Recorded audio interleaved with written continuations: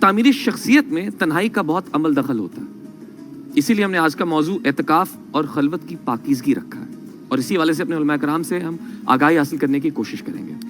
آج میرے لیے تو بہت ہی خوشی کا دن ہے، کیونکہ میرے دو فیوریٹ اسکالرز اس وقت میرے سامنے بیٹھے ہیں، ایک میرے بہت ہی پیارے بھائی اور ایک میری آپا۔ تو آج کی گفتگو کے بارے میں ایکسٹرا ایکسائٹیڈ ہوں۔ تو سب سے پہلے پروفیسر ڈاکٹر میمونہ مرتضیٰ ملک، ایک بریلینٹ پرسنالٹی، ایک بہترین teacher, she is a brilliant Islamic scholar. آپ کے والد ڈاکٹر غلام مرتضیٰ ملک صاحب بھی بہترین اسکالر تھے، میرے باپ کی بہت ہی بریلینٹ بیٹی۔ السلام علیکم ڈاکٹر صاحبہ۔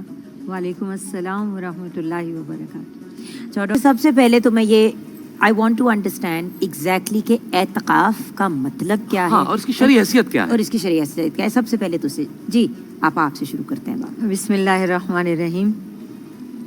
اعتکاف کہتے ہیں تنہائی میں خود کو اللہ کے سامنے رکھ دینا، پڑا رہنا ہر چیز سے کٹ کے، اور یہ سارے انبیاء نے کیا ہے۔ حضرت موسیٰ کے لیے قرآن مجید میں آتا ہے کہ اللہ نے انہیں 30 دن کے اعتکاف کے لیے بلایا اور پھر اسے بڑھا کے 40 دن کا کر دیا۔ توریت دینے کے وقت آپ صلی اللہ علیہ وآلہ وسلم غار حرا میں جاتے تھے، اعتکاف فرماتے تھے، اور قرآن مجید کا نزول، یہ جو اقرا وحی ہے، یہ حالت اعتکاف میں ہوتی ہے۔ اصل میں یہ جیسے آپ نے لفظ تنہائی بولا ہے کہ انسان کو تنہائی میں جو حاصل ہوتا ہے وہ اگر اس کی بامقصد بامانی سوچ ہو اور نیت اللہ کے رضا کا یا خود رب ہی کا حصول ہو، جیسے آپ صلی اللہ علیہ وآلہ وسلم کو یہ ایک تجسس تھا کہ اللہ تعالیٰ کو کیسے حاصل کیا جائے، عبادت کیسے کی جائے۔ دین حنیفی تھا، اس کے آثار تو تھے، لیکن کیسے رب کو راضی کرنا ہے، تخلیق کا مقصد کیا ہے، عبادت کا طریقہ کیا ہے۔ تو وہ غار حرا کی تنہائی میں اس کا حصول تھا، جو اللہ تعالیٰ نے ہمیشہ تنہائی میں جب بھی اس کو کوئی پکارتا ہے وہ اسے خود جواب دیتا ہے۔ تو قرآن مجید میں آتا ہے کہ اللہ تعالیٰ نے سیدنا ابراہیم علیہ السلام کو بیت اللہ بنانے کا جو مقصد بتایا وہ بھی یہی تھا کہ میرے گھر میں آئیں اور اعتکاف کریں، یعنی ہر چیز سے کٹ کے آئیں اور مجھے وقت دیں۔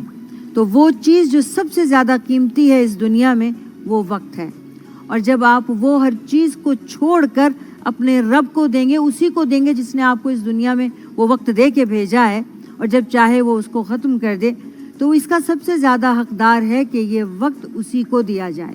اور دنیا کی ہر لذت سے، دنیا کی وہ نعمتیں، دنیا کے وہ معمولات زندگی، وہ ذمہ داریاں جو روزمرہ عادی ہیں کرنے کی اور ضرورت بھی ہے، ان سے کٹ کے اب اپنا تمام تر توجہ، یکسوئی، وقت اس ذات کو دے دیا جائے، اور اس کے لیے رمضان بہترین ہے۔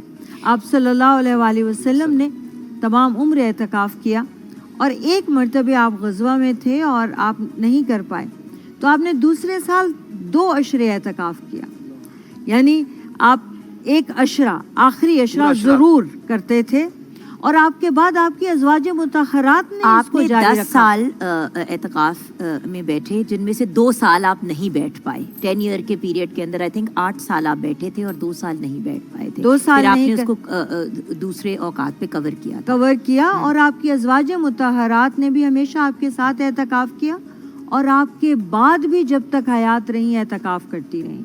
اور اس ایک دن کے اعتکاف کا اجر آپ صلی اللہ علیہ وسلم نے یہ بتایا کہ 3 خندق آپ کے اور جہنم کے بھی 3 خندق کا فاصلہ ہو جاتا ہے، اور ایک خندق زمین سے آسمان تک کا فاصلہ۔ یہ کہا جاتا ہے کہ مردوں نے، کیا جاتا ہے کہ انڈرسٹوڈ بات ہے کہ مردوں نے مسجد میں اعتکاف میں بیٹھنا ہے۔ خواتین کے لیے کیا یہی اصول ہے؟ کیونکہ کچھ جگہیں ایسی ہیں جہاں پہ خواتین کے لیے علیحدہ جگہ بھی ہوتی ہے، تو کیا وہ وہاں پہ اعتکاف میں بیٹھیں یا گھر میں بیٹھیں؟ اس پہ ہمیشہ ایک کنفیوژن ہی مجھے رہی ہے۔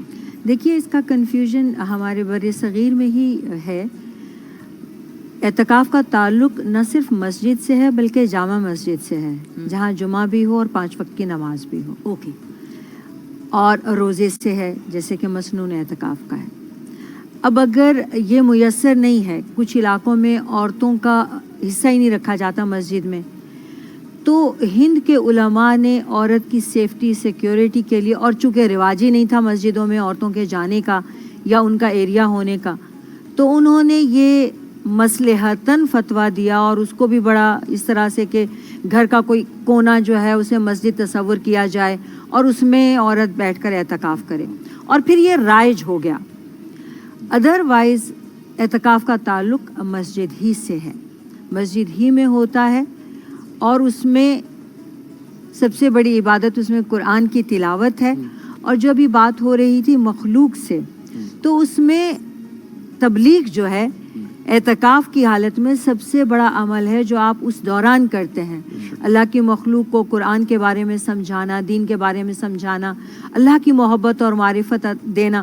اور پھر جو ابھی بات ہو رہی تھی کہ لوگوں کے گھر میں کوئی بیمار ہو تو کیا جائے، ایمان کے بعد جہاد سب سے بڑا عمل ہے۔ اور آپ صلی اللہ علیہ وآلہ وسلم جب جہاد پر جانے کے لیے نوجوانوں سے پوچھا کرتے تھے، تو اگر کوئی یہ بھی کہہ دیتا کہ گھر میں ماں باپ ہیں، بوڑھے ہیں اور ان کا خیال میں کیا کرتا ہوں، تو آپ جہاد پہ جانے سے منع فرما دیتے۔ سیدنا عباس بن عبد المطلب کا واقعہ ہے کہ وہ اعتکاف میں تھے مسجد نبوی میں، اور ایک صحابی آئے اور کہنے لگے کہ میں حرم میں آنے سے گھبراتا ہوں، میں مقروض ہوں اور کوئی تقاضا کرتا ہے مجھ سے تو میں شرمندہ ہوتا ہوں، میں مسجد میں نہیں آ پاتا، اور فلاں کا میں نے قرض دینا ہے اور وہ مجھے یہاں آ کر شرمندہ کرتے ہیں۔ تو سیدنا عباس اس کا ہاتھ پکڑ کے ان کے گھر چلے گئے اور جا کے کہنے لگے کہ بھائی تم مجھے مہلت دے دو، جو یہ شخص اسے تقاضا نہیں کرو، تاکہ یہ مسجد میں رمضان کے دنوں میں ہر وقت ہر نماز میں آتا رہے، اور اگر یہ وقت پر مقررہ پہ ادا نہ کر سکے تو ان کی جگہ میں قرض ادا کروں گا۔ سبحان اللہ۔ تو حضرت عباس کو دیکھ کر وہ کہنے لگے ایک رسول اللہ صلی اللہ علیہ وسلم کے چچا خود چل کے میرے گھر تشریف لائے ہیں، میں مہلت میں تو قرض ہی معاف کرتا ہوں، میں نہیں لوں گا۔ تو آپ بہت خوش ہوئے جب جانے لگے، تو انہوں نے روک کے کہا ایک بات تو بتائیے، آپ اعتکاف میں نہیں تھے؟ انہوں نے کہا ہاں اعتکاف میں تو تھا۔ کیا توڑ کر آ گئے؟ ان کا آپ نے اپنے محبوب، اللہ کے محبوب، ہم سب کے محبوب سے نہیں سنا کہ کسی انسان کو، مخلوق کو تکلیف سے نکالنا، اس کی پریشانی سے نکالنا 10 سال کے اعتکاف سے بڑھ کر ہے۔ ماشاءاللہ، اسی بات کو ہم بریک کے بعد بڑھائیں گے، لیکن ڈاکٹر صاحب آپ اعتکاف کے پوائنٹ آف ویو سے دیکھیں، 5 وقت نماز تو آپ نے پڑھنی ہے، تہجد بھی آپ نے پڑھ لیا، آپ نے تراویحاں بھی پڑھ لی، مزید اور دیکھیں 24 گھنٹے کافی ٹائم ہوتا ہے، اور آپ نے اگر 10 دن اور 10 راتیں گزارنی ہیں تو آپ نے سو کے تو نہیں گزارنی، تو کیا معمول ہونے چاہیے؟ اعتکاف مزید اور کیا پڑھائی کریں، کیا اور کام کریں؟ اعتکاف کی جو سب سے بڑی عبادت ہے وہ تلاوت کلام پاک ہے، پھر اس پر تدبر ہے، غور کرنا ہے، یہ جو خود احتسابی ہے یہ اس کی سب سے بڑی عبادت ہے، اعتکاف کی راتوں کی، اعتکاف کے دنوں کی، اور اس میں آپ کا سونا بھی عبادت ہے۔ یعنی اگر آپ عبادت کرنے کے علاوہ کچھ نہ کریں، یعنی بات چیت میں وقت نہیں ضائع کریں، آپ ذکر اذکار کریں، آپ تلاوت کلام پاک کریں، آپ سے کوئی مسئلے مسائل پوچھنے آیا ہے اس کو تبلیغ کریں، اور تلاوت کے ساتھ ترجمہ بھی ضرور پڑے تاکہ آپ تدبر کر سکیں۔ تدبر اصل تلاوت کا مطلب ہی یہی ہے سمی، کہ آپ سوچ سمجھ کر پڑھنے کو تلاوت کہتے ہیں۔ ہمیں اجر تو یہ حرف پہ مل جاتا ہے منہ سے ادا کرنے سے، لیکن فائدہ ہماری شخصی زندگی کو، انفرادی بھی اجتماعی بھی، چینج جو آئے گا وہ سمجھنے کے بعد آئے گا۔ ورنہ آپ نکل جائیں گے، جنت کی آیت پڑھیں گے آپ کو مزہ نہیں آئے گا، عذاب کی آیت پڑھیں گے آپ کے رونٹے ہی نہیں کھڑے ہوں گے، آپ کو فرق ہی نہیں پڑے گا۔ بالکل، آپ کو سمجھنا ہے، اور یہ آپ نیت کریں، آپ نے یہ دونوں ہی کام کرنے ہیں، ایک تو خود احتسابی کہ آپ خود کو چیک کریں، یہ اعتکاف کے علاوہ بھی ڈیلی آپ سونے سے پہلے 5 منٹ خود کو دے دیں کہ میں نے سارا دن کیا کیا، کون سے اچھے کام کیے، کون سے برے کام کیے۔ لیکن اعتکاف میں اس کا پورے 24 گھنٹے یہ موقع ملتا ہے کہ آپ سوچیں کہ آپ کی شخصیت سے، آپ کی ذات سے کتنے لوگوں کا بھلا ہو رہا ہے، کتنے لوگوں کا برا ہو رہا ہے۔ جیسے بھائی نے کہا کہ میرے شر سے لوگ بچ رہے ہیں، آپ اللہ کی محبت اور معرفت کس کس چیز سے حاصل ہوتی ہے، اس تک کیسے پہنچنا ہے، یہ ان 10 دنوں میں آپ کو پورا وقت ملتا ہے اسی پر عمل کرنے کا اور اس کے بارے میں سوچنے کا۔ یعنی فکر بھی، آپ کی عبادت بھی، آپ کی سوچ بھی، ہر چیز کا چونکہ تعلق اللہ ہی سے ہے، تو پھر آپ کو یہ حاصل بھی ہوتا ہے.